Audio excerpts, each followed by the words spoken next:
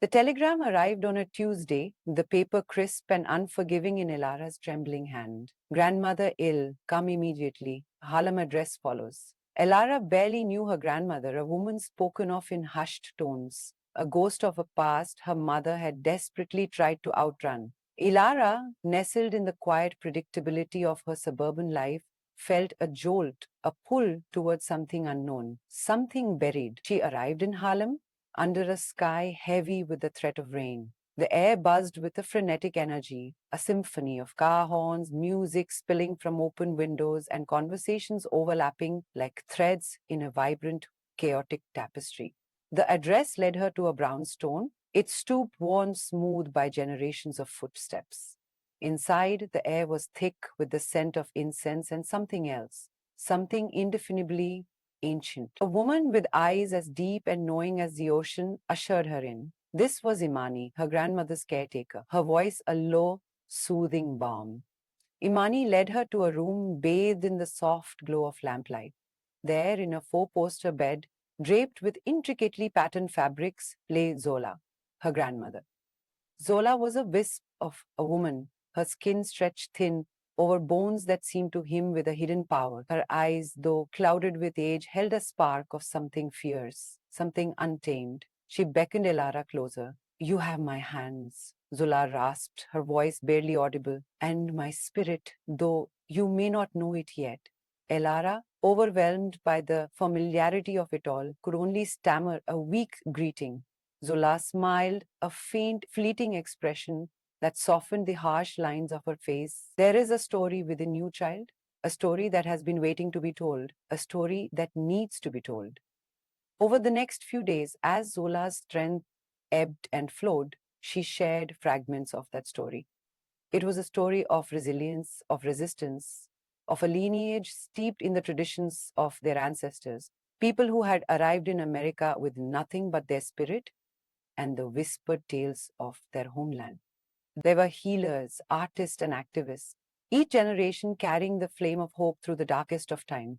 Elara listened, captivated, and increasingly confused. This wasn't the sanitized, watered down version of history she'd learned in school. This was raw, visceral, and deeply personal. She learned of her great great grandmother, Anya, who had used her knowledge of herbs to heal enslaved people on a plantation in Georgia. Her quiet defiance, a beacon of hope in a world of despair. She learned of her grandfather, Caleb, a jazz musician who used his music to protest injustice, his saxophone a weapon against the stifling silence of segregation. Zola spoke of the magic that flowed through their bloodline, a connection to the earth and the spirit world that had been passed down through generations of women. She called it the remembering, the ability to tap into the collective memory of their ancestors, to draw strength and guidance from their experiences. Elara, a practical, logical woman who worked as an accountant, struggled to reconcile these stories with her own reality. She'd always felt a sense of disconnect, a quiet unease that she couldn't quite explain. Now, listening to Zola's stories, she began to understand. She had been living a life divorced from her roots, a life that had been carefully curated to erase the pain and trauma of the past. But in doing so, she had also erased a part of herself. One afternoon, Zola asked Ilara to find a small, intricately carved wooden box hidden beneath her bed.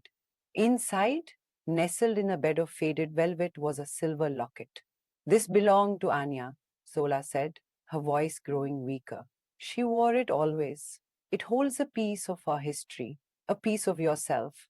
Ilara opened the locket. Inside was a tiny, dried flower, a sprig of lavender. As she held it, a wave of emotions washed over her. Grief, anger, love, and a profound sense of connection. She felt Anya's presence, her strength, her unwavering belief in the power of hope. Zola smiled, a peaceful, knowing smile. The remembering is in you, Elara. You must learn to listen. Zola passed away that night, surrounded by Imani and Elara, her spirit finally released. Elara felt a profound sense of loss, but also a sense of purpose. She had been given a gift, a legacy, a responsibility. After the funeral, Elara stayed in Harlem, drawn to the brownstone, to the stories that permeated its walls. Imani became her guide, teaching her about the traditions of their ancestors, about the power of herbs, about the art of meditation, about the importance of community. Elara began to explore her own creativity, something she had suppressed for years. She started writing poetry, pouring her emotions onto the page, channeling the voices of her ancestors. She took up painting, using vibrant colors to express the joy and pain of her heritage. She also began to connect with the community in Harlem, volunteering at a local soup kitchen, attending community meetings, and listening to the stories of the people who lived there. She learned about the struggles they faced, the systemic racism that continued to oppress them, but also about their resilience, their creativity, and their unwavering spirit. One day, Ilara stumbled upon a forgotten corner of the brownstone's basement.